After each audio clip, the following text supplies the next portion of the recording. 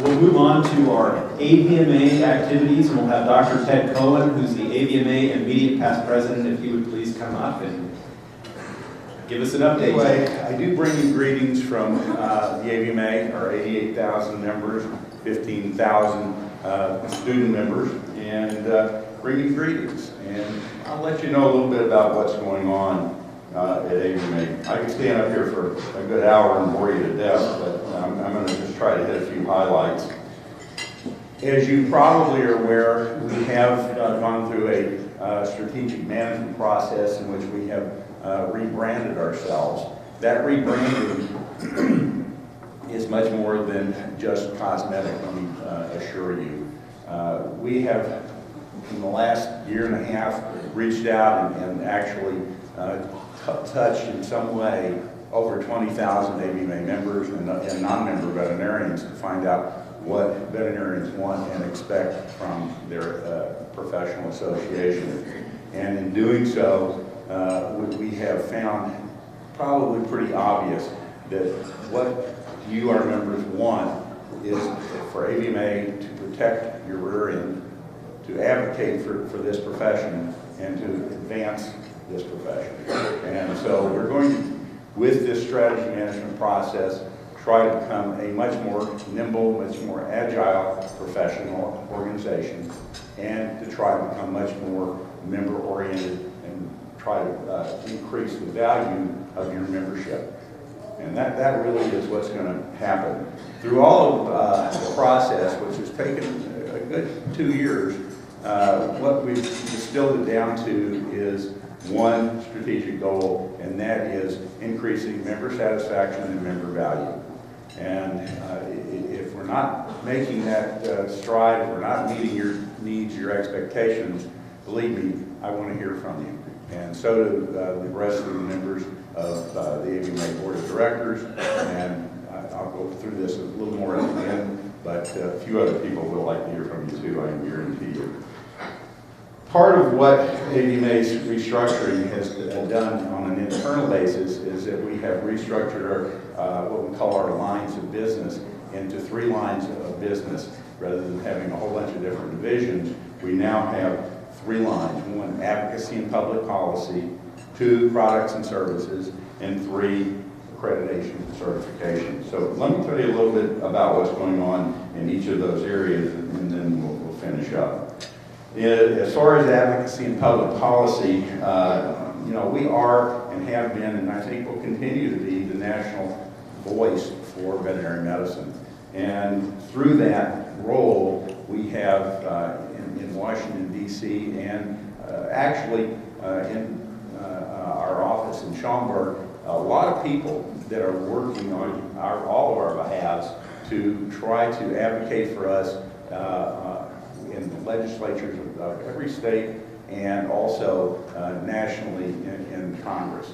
And a couple of things that have happened over the last year you may be aware of. We were able to get a number of line items in the Farm Bill passed that really are of benefit to veterinary medicine and our ag producing clients.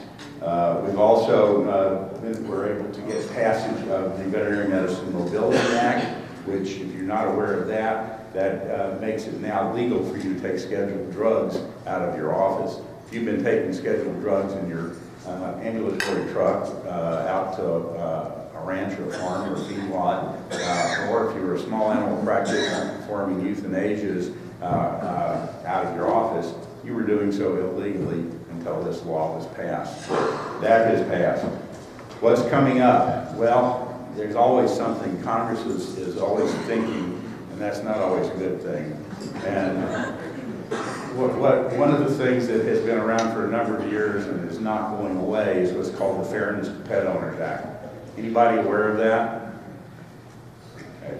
For those of you that are not aware of it, the Fairness to Pet Owners Act is another one of those solutions in need of a problem. And it is a situation in which, if this passes, you as a veterinary practitioner will be required to produce a written prescription for every client that you prescribe something for, whether you're dispensing that drug in your own office or whether they're taking it down the street to a pharmacy or whether they're ordering it from 1-800-PET-MED, what have you. So we've been trying for the last 3 years to keep that bottled up, and we've been successful so far. Unfortunately, there are some big box retailers behind it, and I don't suspect it's going to go away. And at some point in time, we're probably going to be faced with having to try to modify it rather than just defeat it. But for right now, we've been able to keep it bottled up. AVMA is also working to try to get implemented what's called the Marketplace Fairness Act, which puts us on a level, or a little more level keel with internet retailers so that they have to pay state sales tax the same way that clients that buy drugs or prescriptions or anything else from us have to pay sales tax to Nebraska in this case. So if that passes, that does level the playing field a bit.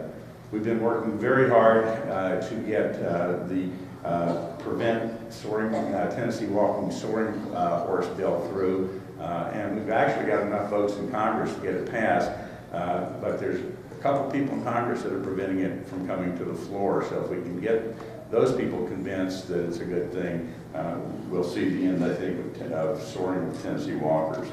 We're trying to lower the cost of student loans through a number of different venues, both in state legislatures as well as nationally.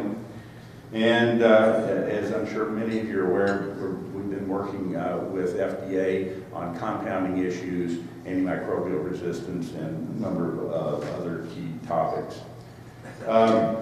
Let's move on to, well, let me say one other thing. All of these things that we're doing in Congress particularly, we cannot do alone. The Mobility Act, which we did pass last year, we had the help of 25,000 of you. 25,000 of our members wrote letters to Congress. That makes a big difference. So if you're not a member of the AVMA Congressional Action Network, all you have to do is go on to the AVMA website and sign up for it. It doesn't cost you a thing. I urge you to do so, because when something of interest to the veterinary profession comes up, they're going to let you know about it. They're going to send you an email. They're going to send you something to let you know that we need your help, that your member of Congress needs to hear about this. So I really do urge you to please join that. And if you've got a few spare bucks laying around that you really don't know what to do with, I would urge you to also give a few dollars to the AVMA PAC. The PAC, unlike what a lot of people think, we're not buying votes with that, but we are getting a few leaders in Congress so that we can get our foot in the door. Now, as far as products and services, probably the single most important thing that we have been doing for the last couple of years is producing economic studies and subsequent reports. And if you're not aware of those reports, I do suggest that you take a look at them online. You can look at the executive summaries for no charge. The 2015 reports, which were a series of 6 different reports looking at veterinary markets, the markets for education, and so forth, do cost money. That's been changed for 2016, and the 2016 reports, which are going to focus on increasing practice profitability, will be no charge for AVMA members.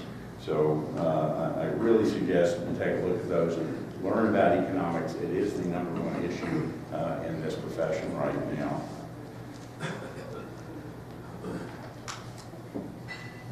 By the same token, you can go online if you're really into economics, you really want to educate yourself. About every month or so, AVMA Economic Division produces what's called Exploring Veterinary Economics. It's a little online report that will educate you what a lot of the terminology is. And believe me, I've been doing this for a couple of years reading these articles, and it's really like going back to school for me. I'm certainly not an economist or a financial whiz, and I've learned a whole lot, and it helped me in my own practice. So I would suggest you take a look at that. We have hosted 3 economic summits over the last 3 years. We'll host another one in October of this year, and we've attracted about 250 people to come to those. These are industry leaders, these are leaders from all across the profession to try to collaborate to, again, put our heads together, figure out what's going on, try to improve the economics of our profession. There is a personal financial planning tool online that you can use. You can put in there, create a budget. If you're a veterinary student, you might even learn to live within your means a little bit, and it really can help. So I suggest you take a look at that. And then finally, probably the newest things that we have out is an online reputation management tool, a wellness and peer assistance part of the website, and there are brand new resources for understanding and being able to use the veterinary fee directive situation. There are veterinary fee directives. There is an actual document you can go on, fill out your paperwork. It will help you to fill the paperwork out. It has a section that tells you if you really need a VFD with the situation you're in. And I think it's probably going to be worthwhile. I've not personally explored it. It just came out about a week ago. So I suggest you take a look at that. Under accreditation and certification, our third line of business, we are, I believe, trying to preserve the value of our veterinary degree, and we're trying to implement and advocate for high educational standards across this entire country. We have the Council on Education, the Committee on Veterinary Technician Education and Activities, the Educational Commission on Foreign Veterinary Graduates, and the American Board of Veterinary Specialists under this line. We're also doing public outreach to a big extent. Anybody here familiar with the Partners for Healthy Pets? Partners for Healthy Pets, again, not familiar. It has been about a $5.5 million yearly effort for the last 3 years to try to increase the number of veterinary visits. We've been trying to really educate the public to the need for preventive care and try to get them back into the office. Since I was elected as president-elect, I've been calling for something that really works more, not only with small animal practitioners, but something for food animal practitioners as well. And I'm happy to tell you, starting in April, we're going to be running full-page ads, which are geared not only towards pet owners, but the agricultural community.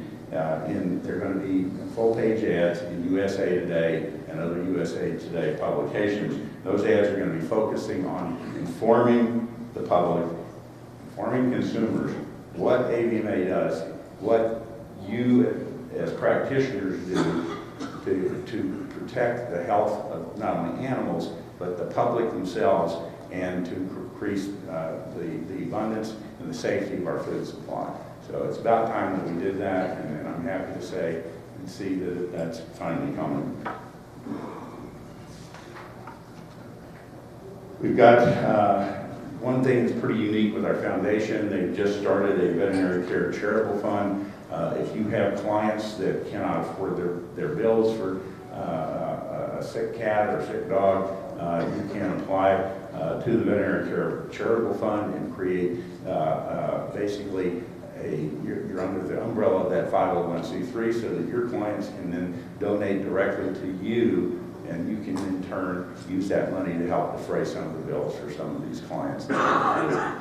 PLIT has gone to monthly billing now if you want it, and they're also sponsoring the cost for student liability insurance policies.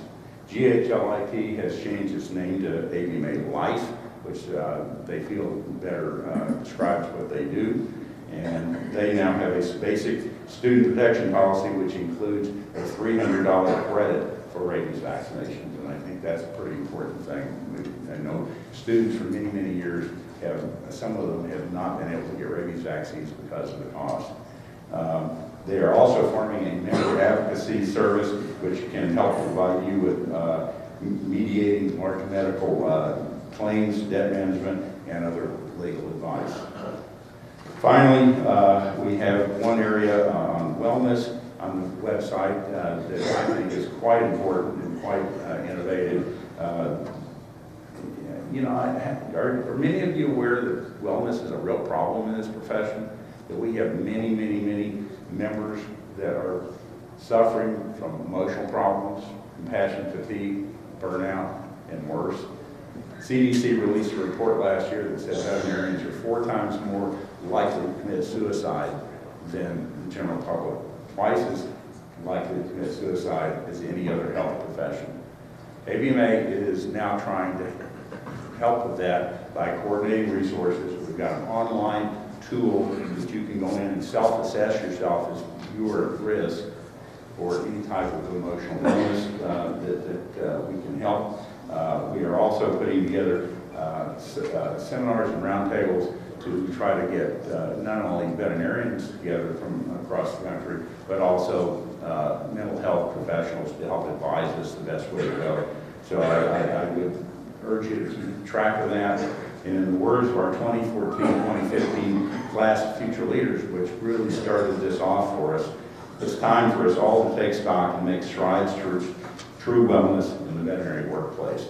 And so wellness starts at home. So let's all take a minute to think about that, please. I want to invite you to our AVMA convention coming up in August of this year in San Antonio. I'm sure it'll be a nice, cool, relaxing place. But I'm also sure it will be fun. There'll be something like 1,600 hours of CE and probably a lot of fun things. In closing, I do want you to know, it was talked about a little earlier, the word community, how small a profession this is. Do you realize that this profession of veterinarians, makes up literally less than 0.03% of the population of the United States? There are nearly as many lawyers in Washington, D.C. as there are veterinarians in this country. If that doesn't concern you, you darn well should.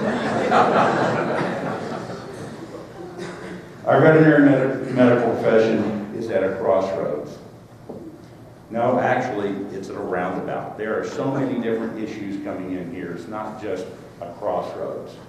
We have unsustainable student debt, veterinary educational issues, professional engagement issues, professional wellness issues, changing consumer attitudes, changing consumer perspectives, increasing governmental regulation at all levels, and then right through the middle of it is the superhighway of technology. How are we going to deal with all this? Well, we cannot deal with it alone. We have got to work together. And part of that is you as AVMA members. I need to hear your voice. We all need to hear your voice. You need to get involved. You need to be a part of AVMA. You need to volunteer your time to work on a committee, a council, a task force. It's not that hard. It's not that difficult. It's not that time consuming. By golly, it's fun. And I really urge you to do so. We have 550 volunteers right now. Be that 551st. I really do would appreciate that. Earlier I said that we need to hear from you. I just said we need to hear from you, and I'm not kidding. You need to talk to Dr. Keith Schumacher, your delegate in the House of Delegates, or Dr. David Weilander, or, for heaven's sakes, Dr. John Howley. Sorry Dr. Howley isn't here today. He's actually getting an award for distinguished service in Minnesota. Thought that was more important, I guess. But call them. Write Dr. Howley. Call Dr. Howley. Call me. Email me. We want to hear your concerns. The first step in improving AVMA and improving this profession is to listen. And that's what I'm here to do. Thank you very much. I really appreciate your time, and I will be around for your whole meeting. If there's anything I can do for you, for the Nebraska VMA, please don't ever hesitate to ask. And again, thank you for allowing me to serve.